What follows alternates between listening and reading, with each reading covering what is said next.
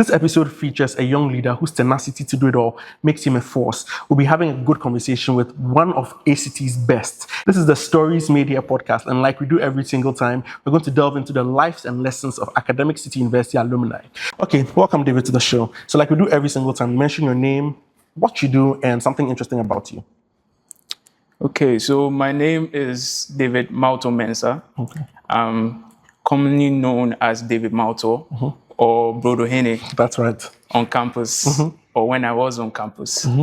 And I consider myself a designer, a musician, and an entrepreneur because I find myself working in more of these sectors and influencing and impacting people in these spaces.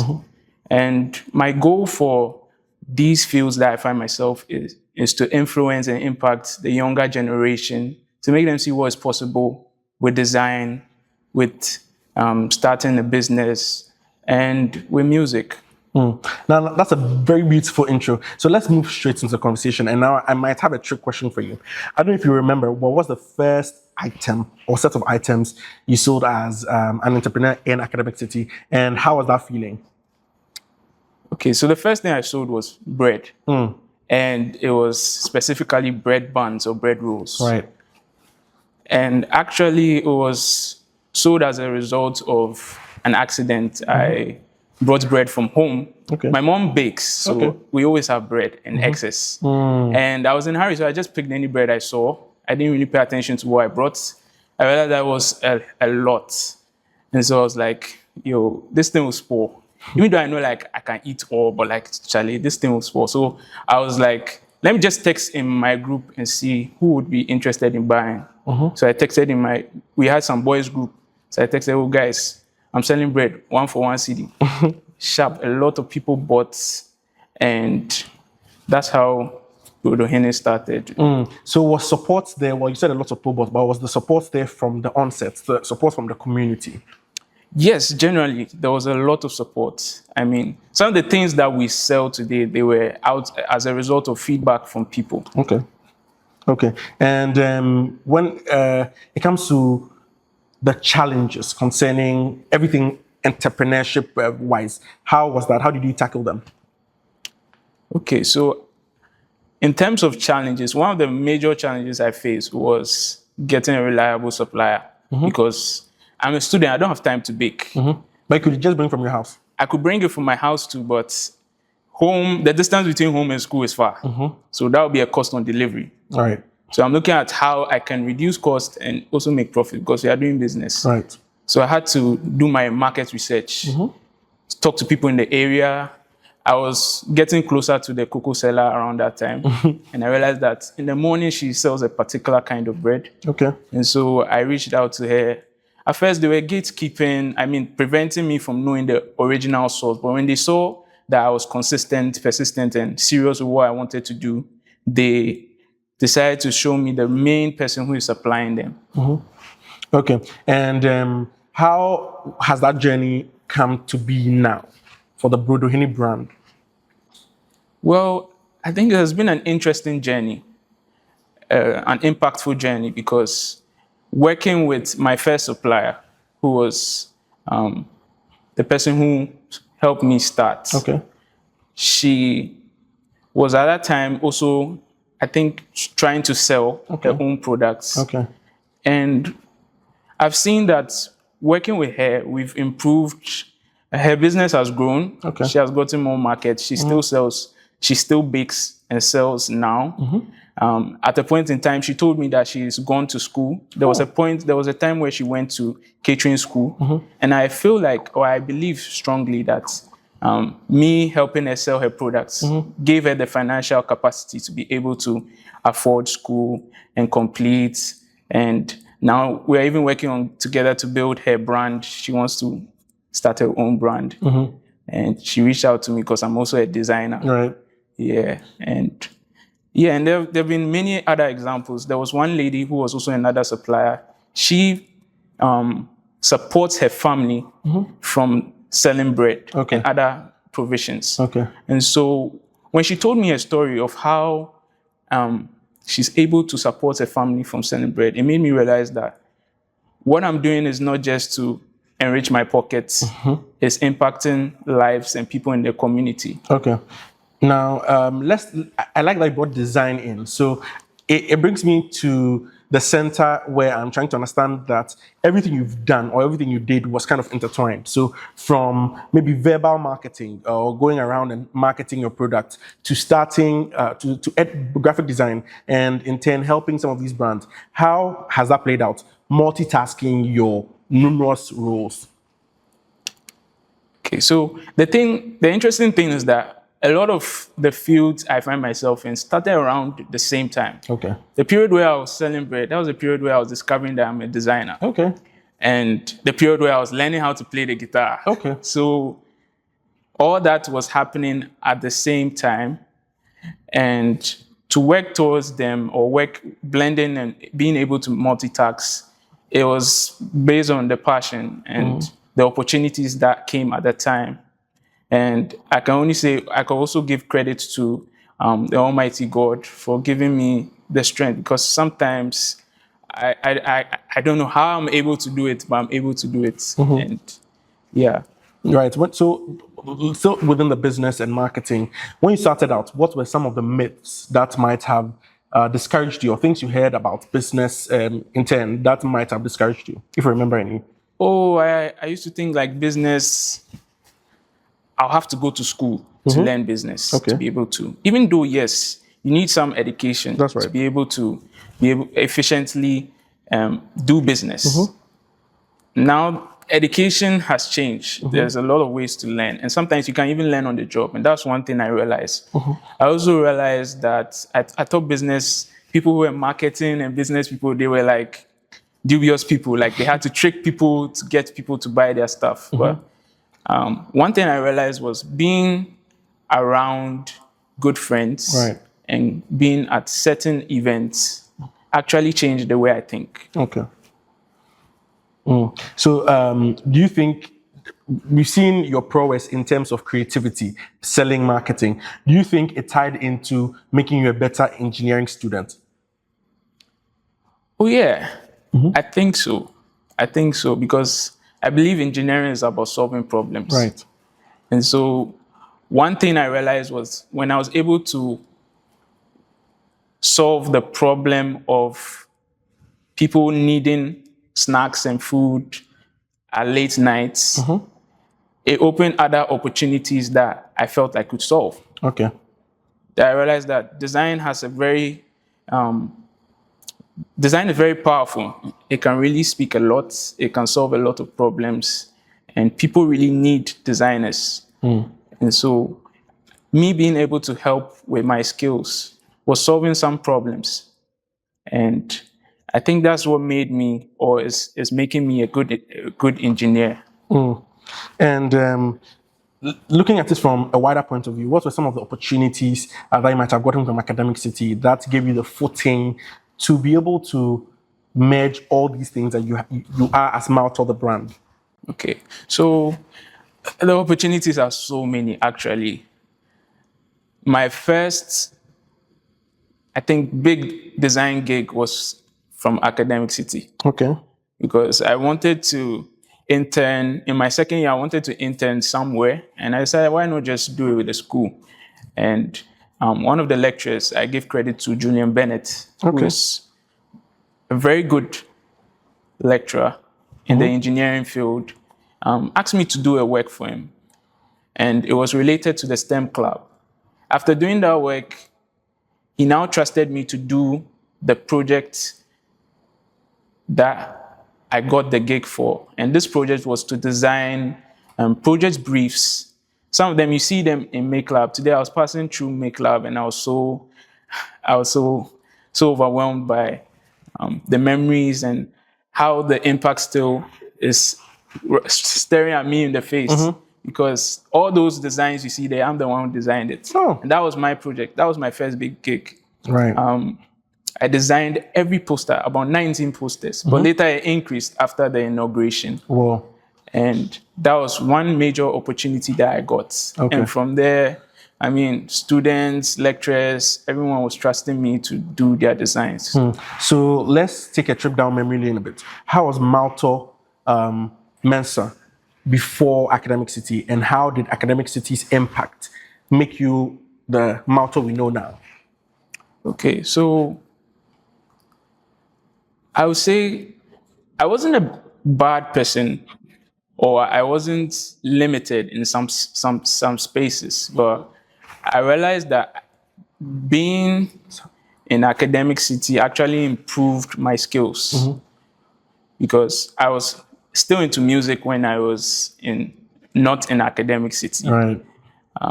That was one of the major skills I deserve, or talents I found myself doing.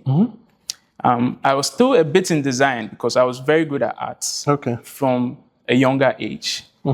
But knowing or realizing that now I can move it into like designing with laptops and computers and using design tools.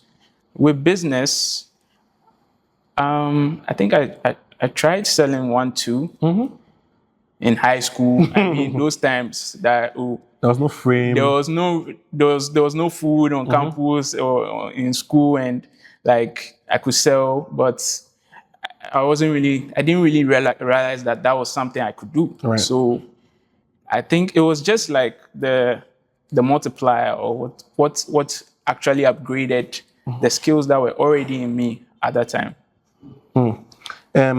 Now, this is a very okay. So now for this question, I want to understand, have you ever, for somebody who does a lot of things, have you ever felt overwhelmed? Have you ever thought of quitting? If you have, how did you come out of that? Oh, many times. Many times. But when you look at the results, the impact, the people that are involved, there were some times that I wanted to stop selling bread because it was affecting my academics. And I know it did affect, because I didn't get the grade I wanted to get when I graduated.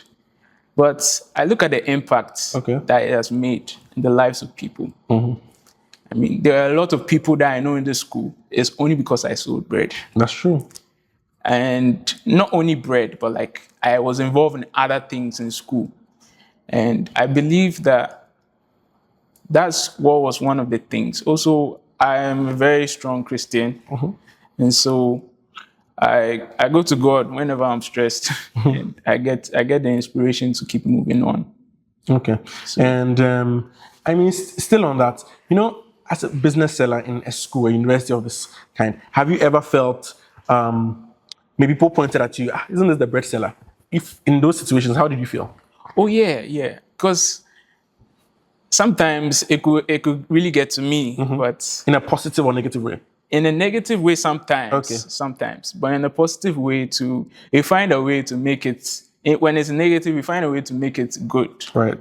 So, I mean, there are times that the response for some of the students is like, yeah, this poor guy trying to make money. But if you really know me, I'm not poor. That's true. So, and I don't really need to sell like that, like, because I really need money. But I was doing it because I also wanted to make some form of impact, some form of make some ends meet for myself, not depend on my parents for finances. And when I look at the reasons why I'm doing this, I just let it keep. There are even sometimes like people will shut me down. Like I used to go door to door, to sell, and you experience a lot. I think it's toughening my skin. Because when you see the response from some people, they don't understand what you're doing. And they feel like you're bothering them or you're not serious. But then you're inspired by the other people that are like, wow, you're doing this, keep it up. Oh, yeah, wow, you're really helping me. Oh, you really made my day. Like someone who was really hungry and everyone was closed down and you're like the only option. And they come and you didn't fail them. And you see the joy on their faces that, oh, Charlie, you saved me. Like I was really hungry And that kind of report, it inspires me to keep on, despite the bad sides. The smiles on the faces of those he feeds inspires him to be better. No, now that's very inspirational. I've learned quite a number. Let's start concluding. But what is a win? Now you've mentioned a number of wins, but what is one win that seems small to you or to a number of people, but meant like had a good heft and to you? Wow. Wow. I'm thinking of which one to pick because it's more than one. Okay, so I would say one of them was graduation. Or, I mean, let's say graduation on the day I was mentioned to receive an award. And I am sure, or the times that I received awards for the business ventures I did on campus, seeing the people cheer my name and realizing that the school recognized what you actually do on campus was a win for me. I think it inspired me to win it again. So yeah, I think that's one big win. I'm glad you mentioned that everything is a win to you, because I saw your LinkedIn post. I took a screenshot one time, and it spoke about how you've never won an election from JHS all through to Academic City. And that's different because from your time in Academic City, we saw that you occupied spaces, different disciplines. You were leaders in different fields, from the music club to the Christian field. There were so many other things you took charge of. How were you able to maintain that? How were you able to run these things? So I realized that most of the things that I was involved in were impacting a lot of people's lives. And so, even though I was stressed and it affected me sometimes, I was inspired by the responses I was getting, the feedback I was getting from people. I also give credit to God, because when I'm down, I go to God in prayer. And I mean, anyone who really knows me knows that I take my spiritual life very seriously. And so I think these are the few things that helped me to be able to juggle all these. No, that's not. Before we end, there's one question. You know how everybody on campus, there was this whole spiral that everyone who sells on campus or who has some goods in their room that allows people to come to their room, they put some kind of burden on their roommates. How was your roommate situation? From being an entrepreneur to being an engineering student to all those things, you were shuffling roommates. How did they take it? Wow, that's very true. But one thing I want to give, appreciate all my roommates. Actually, they were amazing roommates, and they were smart people, so they understood what I was doing. And in times where they could help, they would. And sometimes it's not even my roommates. Sometimes it's even like my own mates or my friends or classmates. Sometimes they will come and they'll say, this person came to buy and I should record it. Or we came, you weren't there, so we put the money there. And that was one of the things I was experiencing. I realized that my roommates sometimes will even sell for me and then give me the records. And my last roommate, who was in his first year, was trying to even be like my assistant, because he would take and sometimes wants to even do business. Like he would give me some of his snacks to sell for him and all those things, because he realized that he was getting to know people whilst he was in the room. Well, that's the beauty of impacting. It's not voluntary. Sometimes it just happens. Now, last words before you go. What is that one admonishment you'd want to give to anybody listening? I know somebody wants to start a business, but they're afraid, and they'll say they're a student, especially studying especially studying engineering. What is that one advice or word of admonishment you'd want to leave with them? Well, I would say you don't have to start a business. But there are many ways to make impact. And so impact equals to value. When you are designed to help others, solve other people's problem, people value you, and that value helps you too. And so seek to be a person of value. And that's where all the riches, all the impact, all the things that people end up chasing for in life, you'd end up receiving them accidentally because you're intentional about impacting people's lives, you're intentional about solving people's problems, you're intentional about helping people. And that's what's more important. That's what's more important. Impact equals to value. Seek to be somebody with value. Now, those were wise words from David Mawutor, an alumni from Academic City University. And my name is Archibald Nikote Amokote. This is the end of today's episode, and we cannot wait for you to hear the next one. Don't forget to like, share, subscribe, and hit the bell notification for all updates on our latest drops. We'll see you in the next one. All right.